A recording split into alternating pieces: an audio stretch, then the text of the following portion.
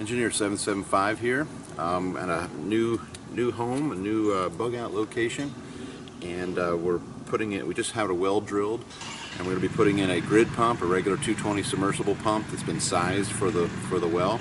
And I'm working with a very experienced pump installer. Has been working on these pumps and wells for about 50 years. So I'm really here to pick his brain on a few things, and then I'm also putting in a simple pump hand pump along with it. So a lot of times it's the best thing to do if you're getting a new well drilled is to contact me, and we'll put a cap in place first. And once the cap's in place, then we can put the submersible pump in, and that makes it so much easier than having to pull the other pump. So we're going to go through this kind of step by step and get the pump in the well, and later on we'll hook it to the bladder tank in the house. All right. Great tool, sonic water level meter. The first thing we do on the job is we want to verify our static water level. So you hold the button down, and I don't know if you can hear it, but the sonic is shooting. We got 41-foot static water level, temperature 44 degrees. This is a meter from ravenscorp.com. It's a 7-gallon a minute well. We're putting what is it, 1 horsepower? 8 gallon a minute. 8 gallon a minute Myers submersible pump. And it's been sized. You need to size your pump. You need to know your pump curve so you know what you match your pump to the recovery rate of the well as best you can. All right. Predator Plus. That's a good pump. It's good. I've used the Myers since 1962. Does that have a built-in check? On a deep setting, the industry and the standard on a deep setting, and I've seen a lot of guys never do it. I pull that pump set 500 feet, and that's the only check valve they have. That one. Standard industry is every 200 feet. You check in line. Okay. Because what happens is when the pump goes off, you go to all the water in that pump column, and it does a little drop and it hammers these impellers. And after a while, it'll do a number on it. Gotcha. Plus, if this check goes bad, got some backups. It's going to keep leaking back, kicking the pump on all the time. Right. So if you got a check in line, that helps it. So this one we're going to run a check about the 7th month, just one check. Because they say every 200 feet we're only going to put a 280. Right. So we're going to run it on that's 14 less. We're running on the 7th. I don't know, unless it's a big producer like 20 gallon a minute pump. It must be their flex. Make sure when you think you make sure this is in that notch. Right. Just catching on the bell. Catch on the bell. Elevator clamps. They come different sizes: inch and a quarter, 2 inch.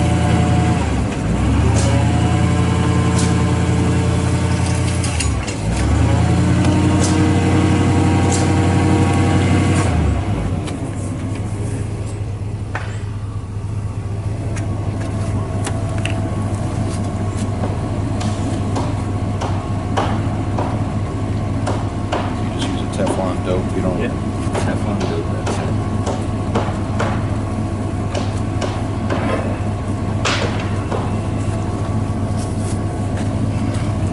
Got it.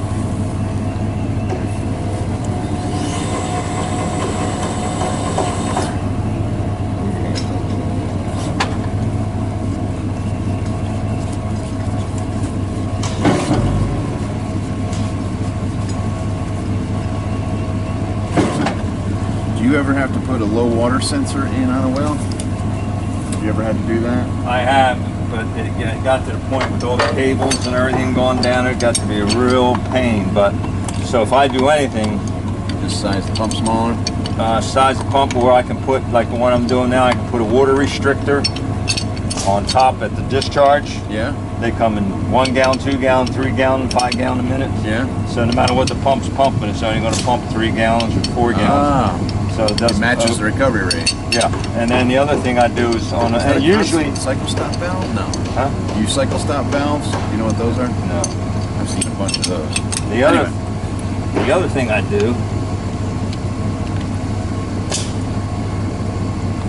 is on anything under 5 gallons a minute is I put a low level pressure switch on the tank.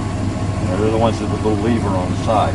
Oh yes. So if the pump pumps out of water and the pressure switch detects the drop, it automatically pops the points open. And they'll have to restart it manually. Yeah. And that could be, and they have to, the homeowner has to understand that, because A lot of times they get a phone call, I'm out of water. Well, they had a lightning storm, they lost power, and you can't be colorblind. Right. It says R, Y, black. Right. People have it, and they hook them up ass backwards. A three-phase, it doesn't matter because on a three-phase, if you don't get, you turn it on, you're not getting the water you want. You just switch any 2 wires. So, and all these are single-phase, most residential. But yeah, those you're going to have 4 wires. Gotcha.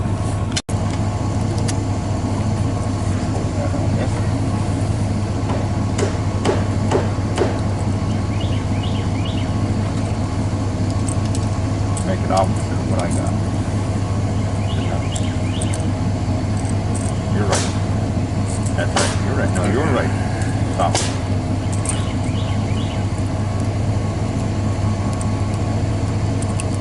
Turned out to be a nice day. Absolutely. Get rid of that heat. Good start there.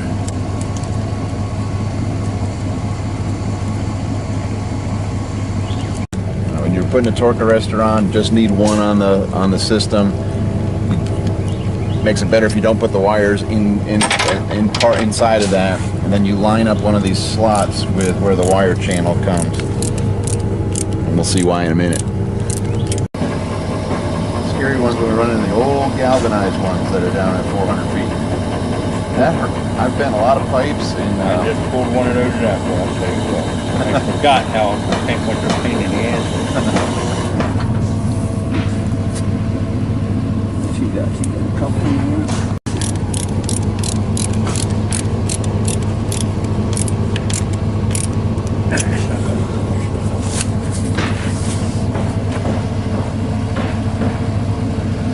just sizing it up. I got you.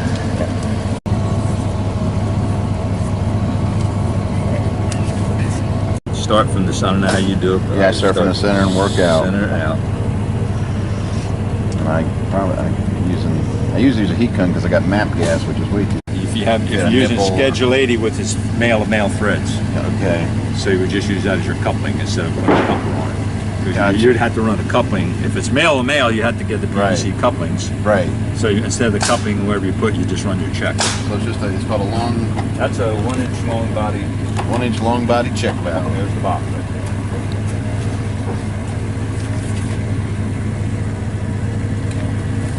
Most guys that I worked on down here, period there last year, where they were having trouble with the check valves in the pump. Wow. So they were sending to try to keep the wire tight. And I taped, after this, I taped every 10 feet. So 2 tapes of wire. Tape it to the pipe first. Yep, 2 pipes. You're right. And then And tight.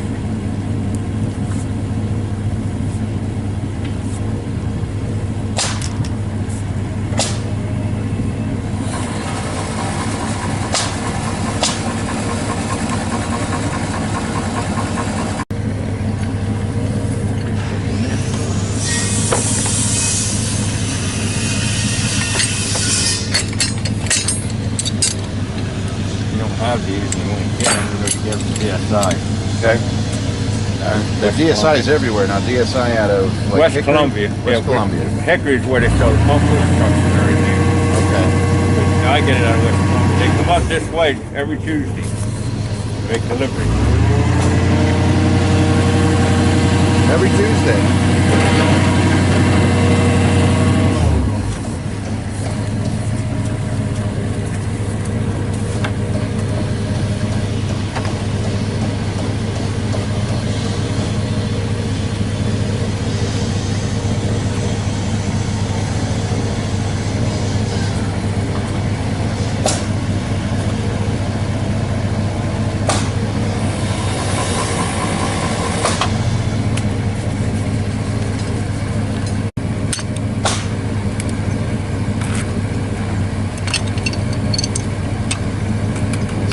Chinese pipe wrenches on that job. You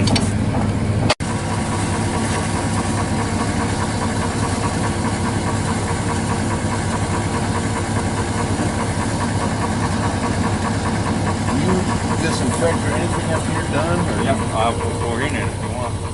I'm just curious. I usually do put it on. Putting a check valve in the middle of this setup. Usually you put them over 200 feet. I mean, this will take a lot of load off the impeller in the submersible. Okay, we're going to put the nipple in here now for the well, our well seal for the simple pump, and this elevator clamp. Got it? Yeah, 1 inch elevator. Got our T's and everything.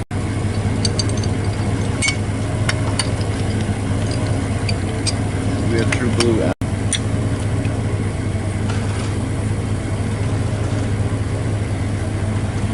Mine's not quite as nice as this. Alright, We have a lot of homemade stuff. You got feed wires. How much wire do you want left on top? Set screws out. There, it'll go right on.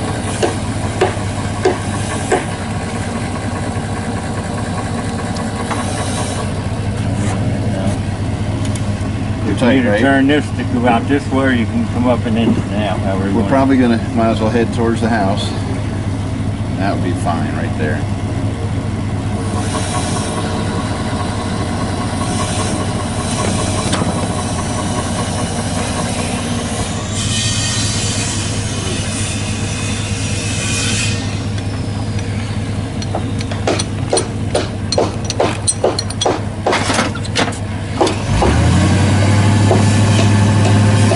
Okay, so we just finished up our submersible pump install, and we've set everything on the simple pump cap.